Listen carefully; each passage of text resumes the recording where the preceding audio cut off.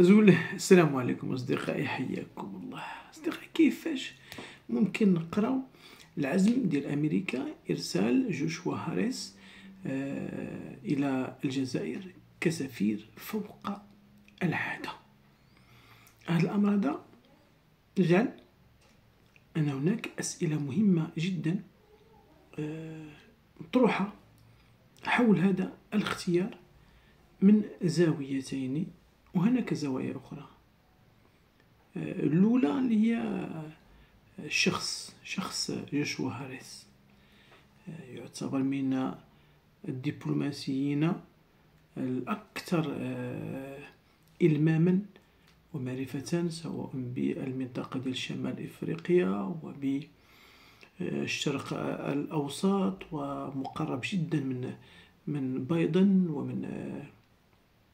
ومن وزير الخارجية بلينكن، ومستشار، وكانت له دائما مهام حساسة جدا، ويختار أن يكون سفيرا بديلا على السفيرة اللي كانت في السابق.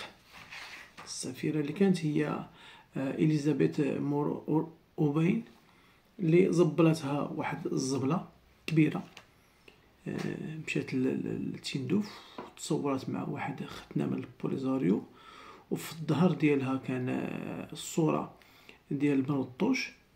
أعتقد أن الأمر أغضب المغرب، وكان هناك رسائل مغربية إلى أمريكا أن مثل هذا التصرف غير مقبول، وهناك اعتراض مغربي على هذه السفيرة وعلى سلوكها وعلى تصرفها الذي يفتقد للباقة ويفتقد لاحترام الموقف الأمريكي بمغربية الصحراء. وبالتالي يرى الكثيرون أنه انتصار مهم للدبلوماسية المغربية التي ضغطت من أجل تغيير السفيرة، وتم تغييرها، وتم الاتيان بصقر من الصقور الدبلوماسية وحتى الأمنية الأمريكية إلى الجزائر. كيف نفهم الأمر هذا؟ سؤال مهم وهو طويل وعريض ويحتاج تفاصيل كثيرة، لكن سأحاول أن ألخص معكم الموضوع. هل أصدقائي تريد أمريكا أن تراقب عن قرب ما يجري في الجزائر؟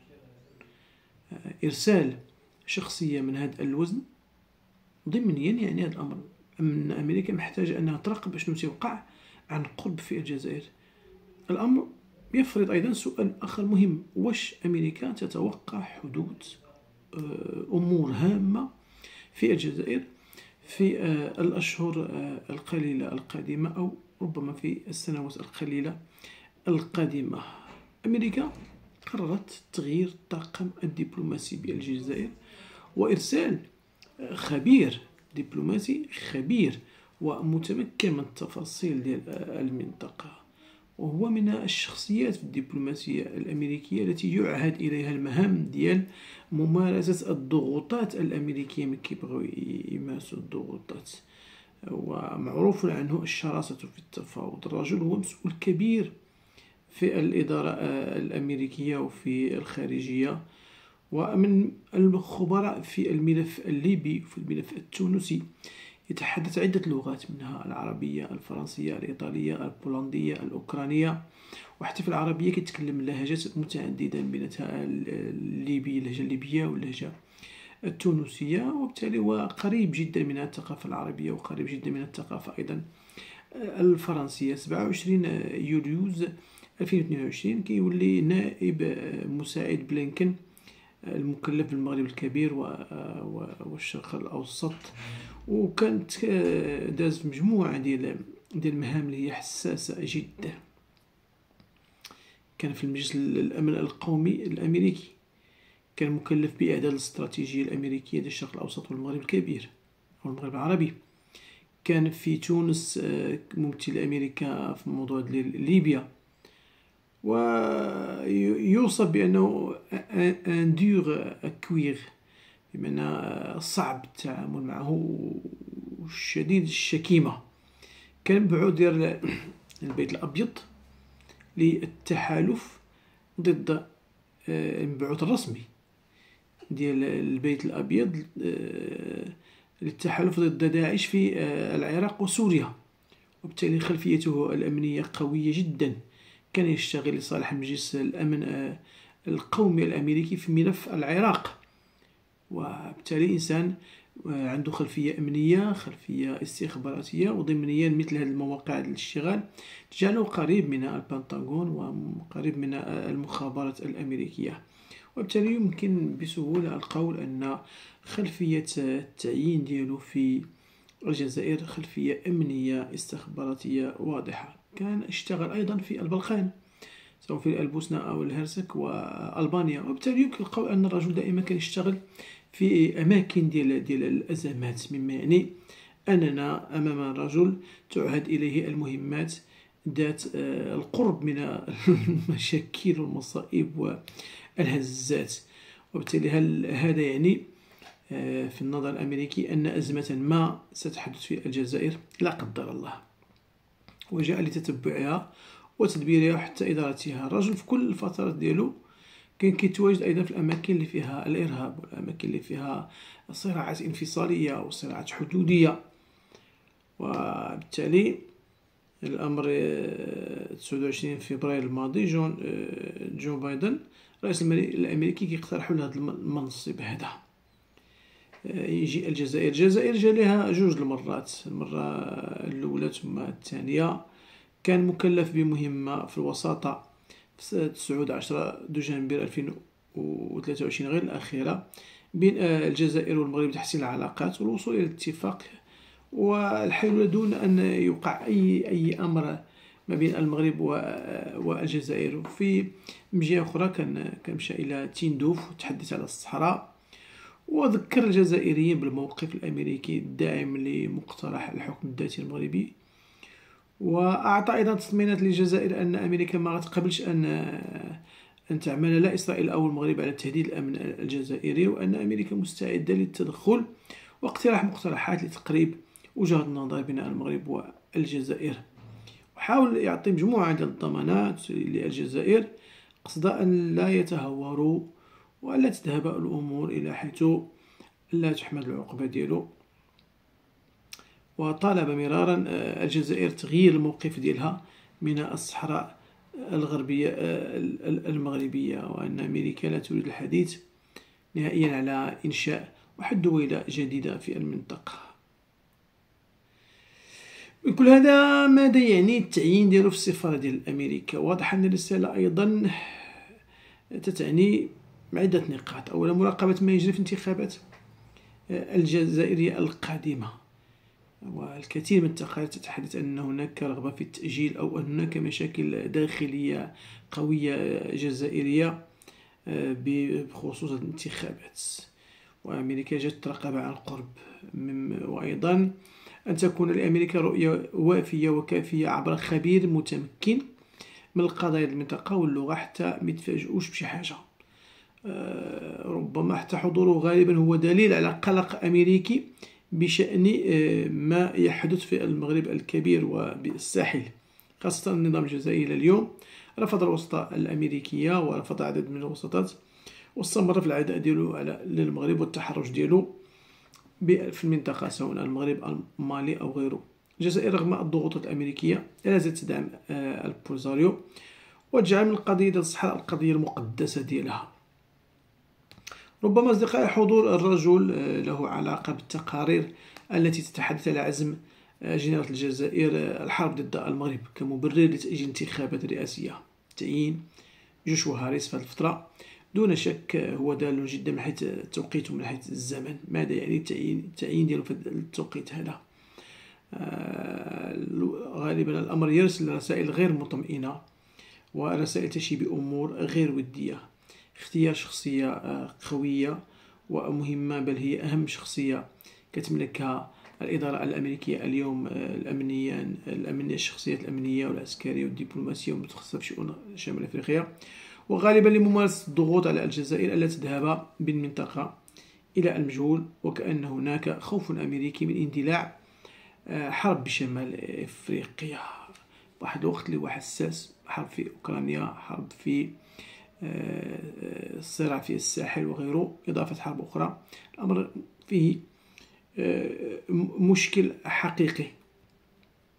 ربما تخاف أمريكا أيضا أن الأمر هذا يعطي لروسيا ولفرنسا فرصة أنها تستفيد من أي توتر بالمنطقة، وإن كان غالب الأوروبيون ولا أمريكا ولا غيرها ما يبغيوش حرب حاليا في شمال إفريقيا، على قرب من أوروبا، قرب من مضيق جبل طارق، وفي خضم حرب في أوكرانيا وروسيا في أوروبا تحديدا.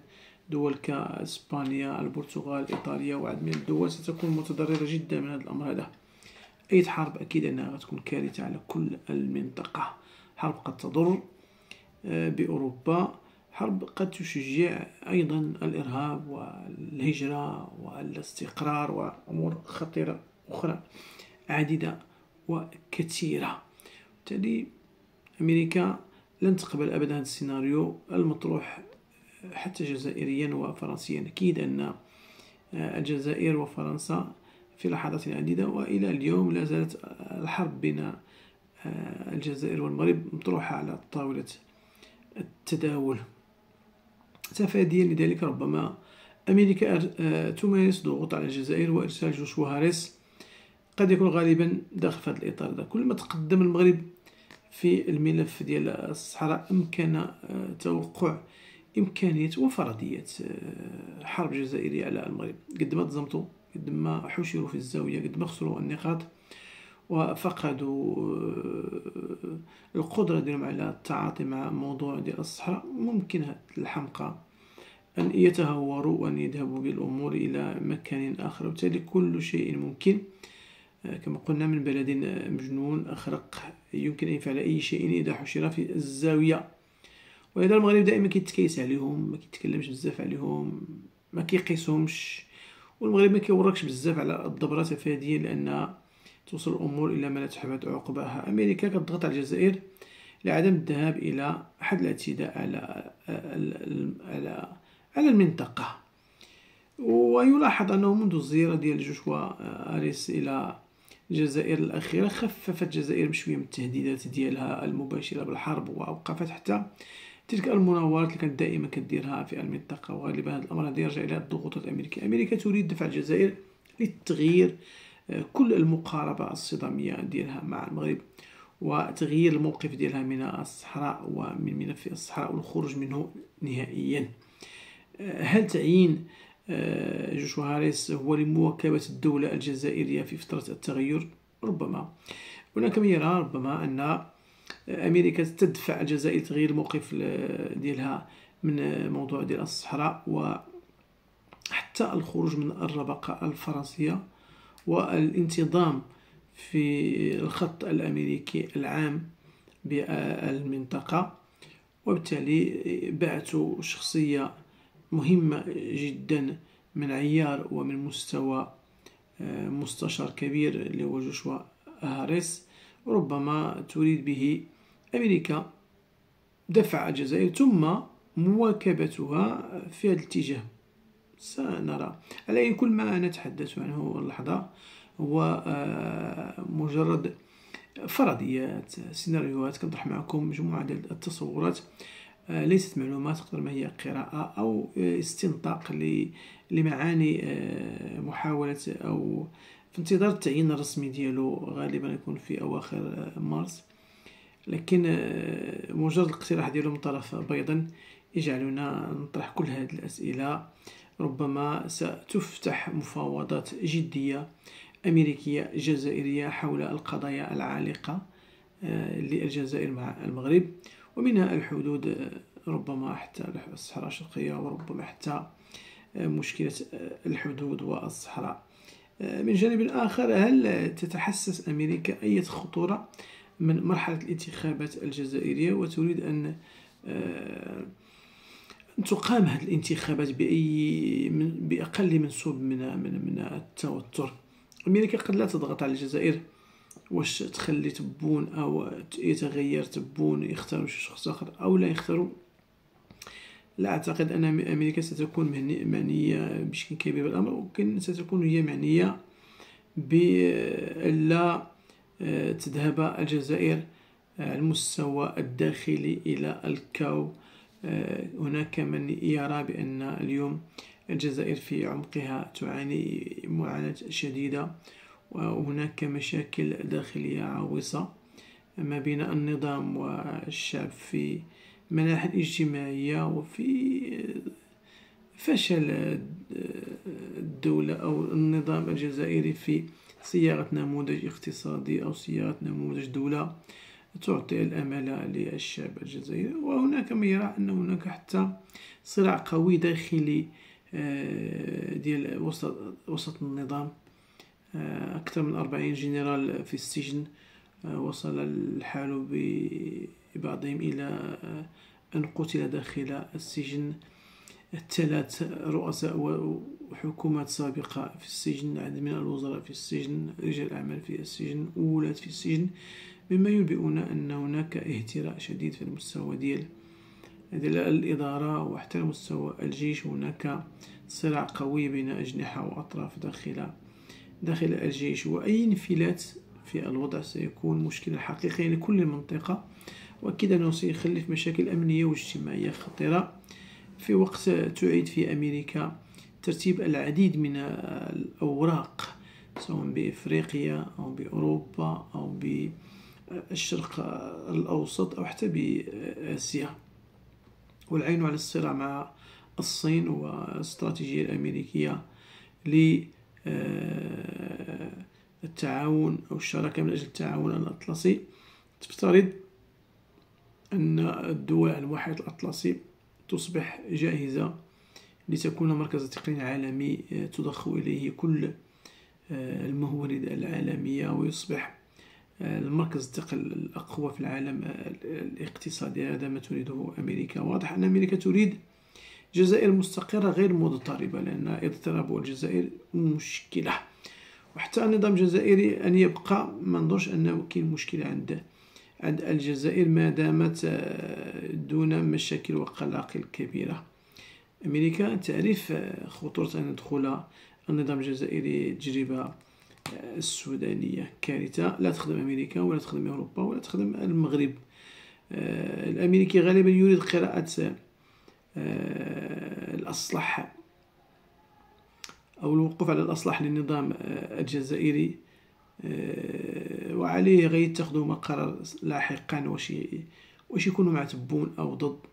كل خيارات أعتقد مطروحة. يبقى المهم لأمريكا هو استقرار الجزائر، ولو تدخل الجزائر في مسلسل التصالح مع المغرب وإنهاء قضية الصحراء، ستدعم أمريكا هذا التوجه وتدعم معه الجزائر وبقاء هذا النظام هذا، وتعطي ضمانات للنظام أن المغرب لن يستغل هذا التغير الذي سيشكل خلخلة قوية للنظام. هل سيكون جوشو هاريس مجيئه هو للمواكبة والنقاش المفتوح والمستمر مع النظام الجزائري حول كل الخيارات المستقبلية؟ هل سيمارس الضغوط على النظام؟ كيف ستتعاطى فرنسا مع هذا الموضوع هذا؟ فرنسا التي لها نفوذ قوي جدا في الجزائر تغادر الساحل وتغادر عدد من المناطق ويضعف نفوذها بإفريقيا، وأمريكا تعوض فرنسا. هل لأمريكا عين على الجزائر الفرنسية؟ وهل ستعمل في المستقبل على إخراج فرنسا من الجزائر وإلحاق الجزائر بالمشروع الأمريكي بكل ما يعنيه الأمر من متطلبات وإرسال شخصية من هذا العيار كسفير في دولة الجزائر له أكثر من علامة تساؤل. ربما حتى أمريكا تخاف أو تترقب أنه ربما إمكانية حراك جديد قوي ربما يكون أقوى من حراك 2019 بالجزائر. سيكون الأمر مشكلة كبيرة وستكون لها تداعيات كبيرة. القيد صالح كان تعاطى مع 2019 والحراك بشكل إلى حد ما كان نسبيا سلميا، لكن مع شنقريحة وتبون الأمور غير مضمونة إلى أين ستتجه الأمور وكيف سيتم علاجها، وستدخل الجزائر في أتون مشكل كبير. وبالتالي إرسال خبير في الأزمات والتعاطي مع الأزمات ربما للبعد الداخلي الجزائري أيضا. اعتبار هذه كل النقاط من هنا أعتقد إلى نهاية السنة ومع انتخابات، مع نهاية عهدة تبون 19 دجنبر 2024 نورمالمون خص تكون الانتخابات. الكثيرون يتحدثون على أن هذه الانتخابات هناك أطراف داخلية وازنة تريد تأجيلها، ولتأجيلها لابد من وجود مبرر كبير يعلن على خلفيته حالة استثناء. البعض وتقارير عديدة تتحدث أن الجزائر ستفتعل حربا مع المغرب في غضون 6 شهور أو ربما يونيو أو ما بين يونيو يوليوز للدخول في هذا الأمر هذا. على أي الموضوع شائك، واختيار جوشوا هاريس للسفارة فوق العادة في الجزائر يطرح أسئلة كثيرة أو يطرح مواضيع كثيرة، كلها أسئلة كلها مقاربات، ما عندناش معلومات دقيقة، لكن بحقنا أن نطرح الأسئلة المتعددة. السلام عليكم.